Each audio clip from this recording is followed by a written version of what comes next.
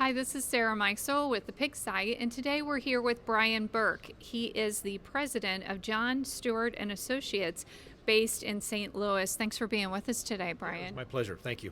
Very good. And as folks may see right here behind us, we're at the Star Vet Conference, their pork industry conference being held in Muncie, Indiana.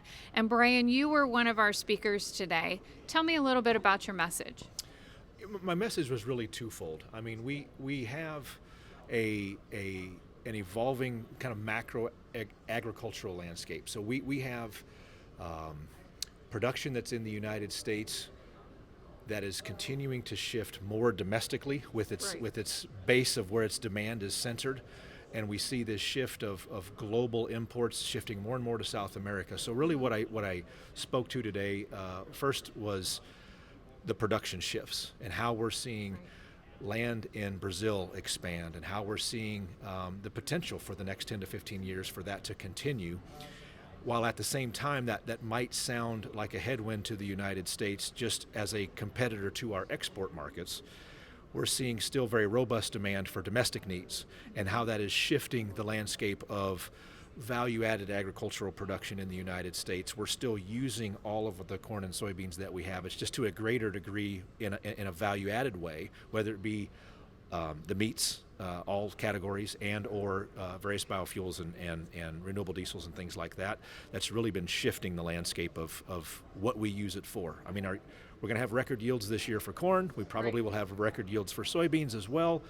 And that has had a downward pressure on prices, but our demand still remains quite robust, even though we're losing share in the export market. Brian, one of the things that you pointed out today was that Brazil is expanding their acreage while the U.S. is stagnant or losing acreage, right? Can you talk a little bit about that? Yeah, correct.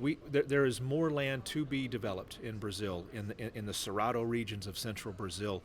Roughly 60% of that Brazil has expanded their soybean acres base over the last 10 years. And the ability to do that again is there. I mean, the land is there. It's basically pasture lands. It's not the Amazon. It still fits within various climate initiatives of Brazil of not running into the rainforest. But in the United States, we have much more of a fixed base of agricultural production throughout the Corn Belt, and even within that base, due to urbanization and due to things like solar fields and all sorts of things like that are taking up more land, we lose 300 to 400,000 acres per year of total principal crop production in the United States. That's significant. It's significant. It absolutely is. Very good. And how does that? I guess that's hitting corn and soybeans equally, or? Really, no. It's not. If there's one commodity that it's hitting more than any other, it's been wheat over the last 20 years. We've seen the largest reductions in wheat acres of especially hard red wheat in the southwestern states. We've seen more of that switch to corn, and soybean rotations in the western plains. But we've seen about 180 million acres of corn and soybeans combined. That's been our max. We've done that twice in the last 10 years. And that will likely be tough to repeat just because of this headwind of a few 100,000 acres moving somewhere else out of agriculture every year. But when it comes to Brazil, who's the winner there? That's going to be soy acres? Yeah, correct. The driving force behind behind Brazil's expansion is soybeans. They're very competitive with the United States in yield, their net return per acre. The profitability of growing soybeans in central Brazil is very, very similar to the profitability of growing soybeans in the Corn Belt of the United States.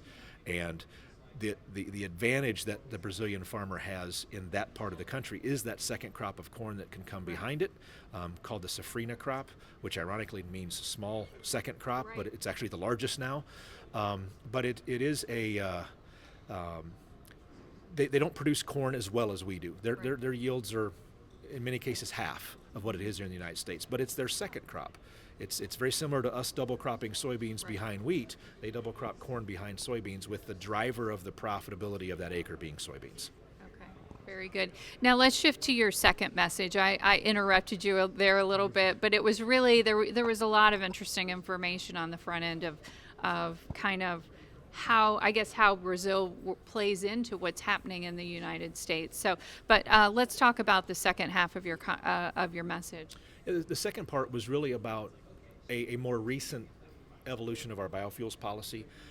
We've seen a significant drive towards renewable diesel, which requires a feedstock of some form of vegetable oil or fat or tallow. It needs to be a fat of some sort that is the feedstock for renewable diesel. And we've been building crush plants. Many new crush plants have come online in the last 18 months, and we have several more that will come online in the next 18 months. And that is, again, it kind of drives one of the points we talked about just a minute ago of having more of a domestically focused demand center for our whole grains as our competition for exports is increasing because of South America. So as we grow crush capacity in this country, we're gonna need more soybeans. We will use more soybeans in this country. We'll probably export less, and as a result of that, the soybean oil is going to move to the fuels sector, the renewable fuel sector, and we have protein meal. Okay, that's going to be more excessive in this country than we've had in a long time. So the balance of protein feeds when you throw DDGs into the mix from the ethanol industry, and new soybean meal production into the mix, the availability of really high quality protein feeds is on the rise. And we're gonna see the impacts of that evolve over the next couple of years.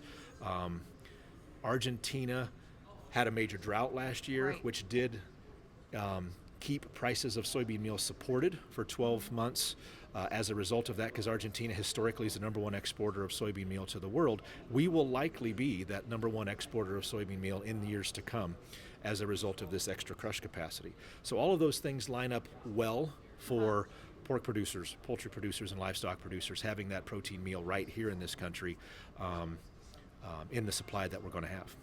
Very good. And you started to answer this question, but when you think about each of these messages, kind of, what does it really mean for a pork producer? Pork production, I know the last couple of years has been challenging.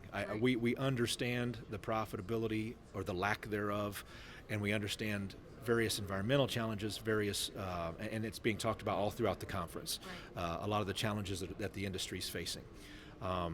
For my message, which is kind of outside the the core of pork producers and all of the animal science that goes along with it at this conference, our message is from a feedstock supply and availability standpoint, we're going to be positioned very, very well to be successful. All of the other policies and environmental things that go along with that are all issues that also need to be solved for, but it's extremely important if you're going to expand a meat industry such as the pork industry to have competitive access to the highest volume feed that you have in your complete feed mix, which is for the most part soybean meal in most all rations. Very good. Very good. And it, I guess, when producers are thinking about, as you said, things have taken a turn for the better, but it's been a really hard 24 months for these producers, right? This is good news, or at least not bad news, right?